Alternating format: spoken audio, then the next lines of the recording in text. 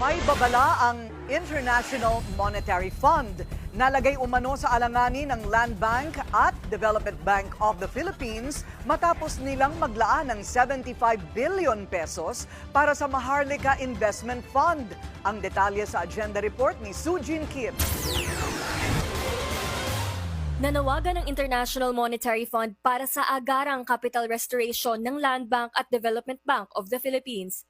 Ito'y matapos maglaan ng 50 billion pesos ang Land Bank at 25 billion pesos ang DBP sa Maharlika Investment Fund. Ayon sa IMF, ang kapital na inilabas ng dalawang state-owned banks ay nakaapekto sa kanilang liquidity at common equity na sukatan ng financial health ng mga bangko. Para kay Alex Escucha, ang presidente ng Institute for Development and Econometric Analysis, bumaba ang common equity o CET1 ratio ng Land Bank at DBP. Ang sa DBP, naging mas mababa pa sa regulatory minimum na 10%. Because of that reduction in capital, DBP will have no choice but to reduce its assets and loan portfolio. Simple implication, they cannot expand.